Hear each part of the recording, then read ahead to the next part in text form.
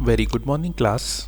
This lecture is about system analysis and design, and the code for this subject is TCS 462.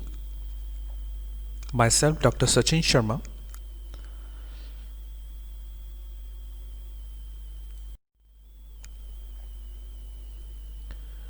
Unit 1 of this subject is System, Concept and Information System Environment.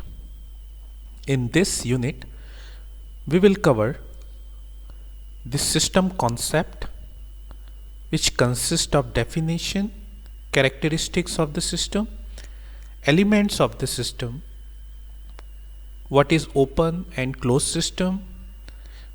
We'll also discuss formal and informal information system, computer based information system, management information system, decision support system, general business knowledge, and interpersonal communication.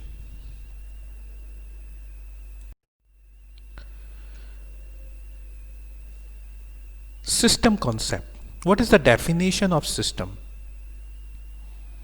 A system is relatively the set of business processes or components, and those components can be anything that belong to the system within one business unit. So that is the range, working together for the some purpose, right? So the system should have some objective where different units, this set of people, set of components, set of procedures should work together for the same objective to achieve the same purpose. We'll take the example. Let's take the example of payroll department, right? So what is the objective of the payroll department? Payroll department always keeps a track of checks, and wherever the inventory is required, payroll department makes sure the supplies should be up to the mark, and these are two separate systems. Payroll department, it always track the payment related activities.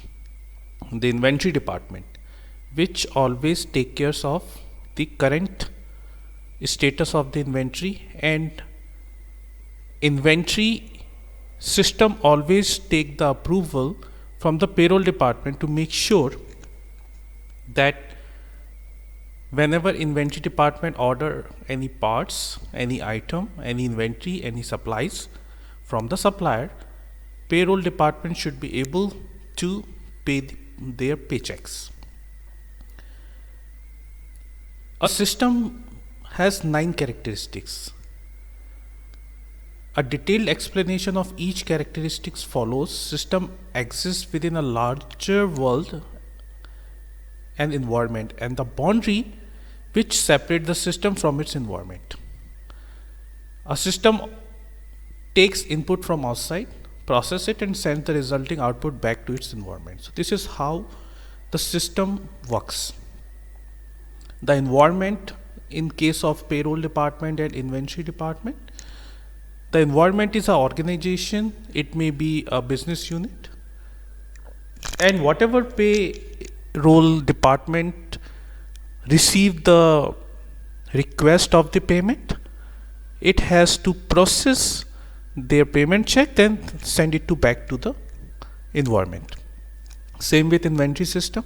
Whatever input inventory system get, whatever supplies needs to be ordered, inventory system check the inventory, order the items which is required, and send that back the payment receipts of those inventory to the payroll department.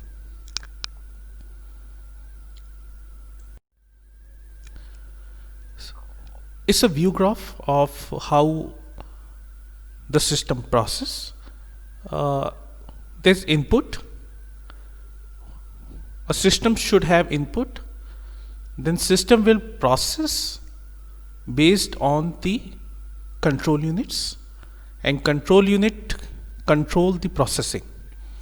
Then after processing, output is generated, and that output has to go back to the environment, and whatever output is generated, it also feed as the feedback to the input. The control is another component in the system environment, and the responsibility of the control unit to make sure the process is up to the mark. So the outer box you see, that's the environment. Inside the environment there is control unit, there is input for the processor, and there is output after the processor, and the boundaries and interfaces, it decide the different components administrator power of each component in the system, that what that component will do. For example, in payroll department, what are the liabilities for the payroll department, and for inventories system, what are the liabilities, what are the responsibility of that inventory system. So these boundaries and interfaces are fixed by the environment for different components.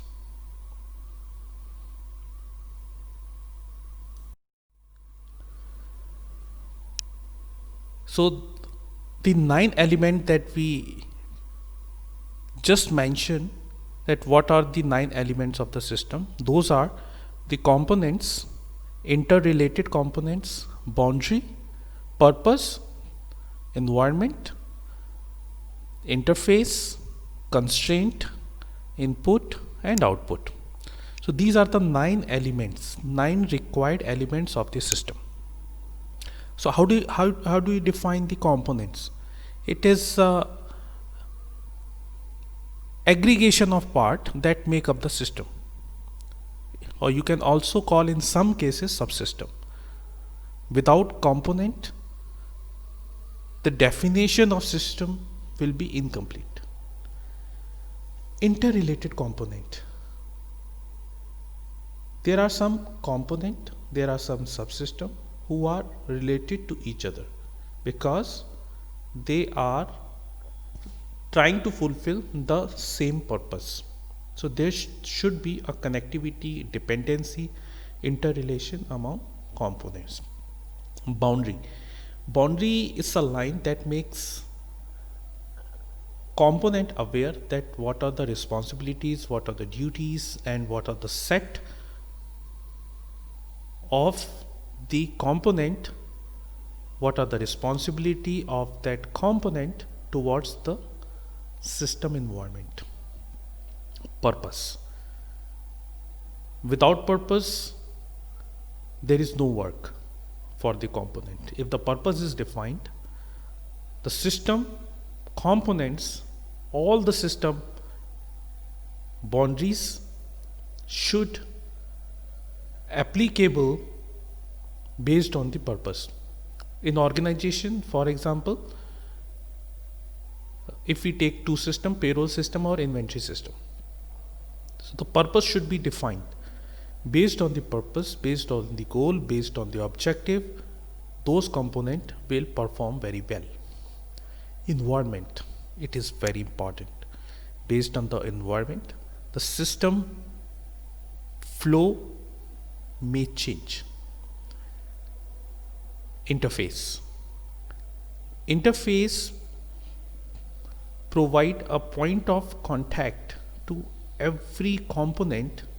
It provides the platform to talk to each other among the component in the environment, where different component, where different subsystems can talk to each other and make sure whatever communication they want to do, they do it on time and within the environment.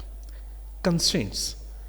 Constraints, it's the limitation of every component in the system that defines that what are the limitation of different component. So we'll take the same example. Payroll system cannot interfere in the inventory that what inventory should order. But inventory system is a component who define and who decide what inventory should be ordered, and the payroll department only liable to pay their paychecks.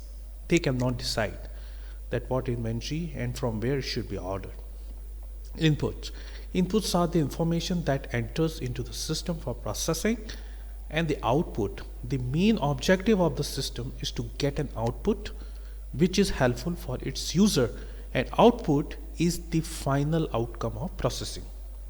So these are the 9 very important elements of a system. I'll again repeat: components, interrelated components, boundary, purpose, environment, interfaces, constraints, input, output.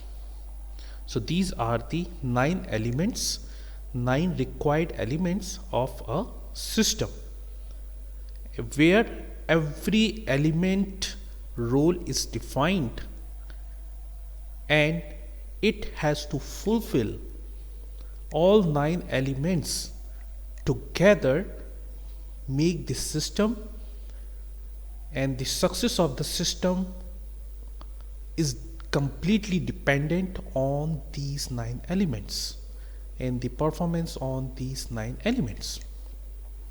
So that's it for the day. I hope you have enjoyed the lecture. Thank you.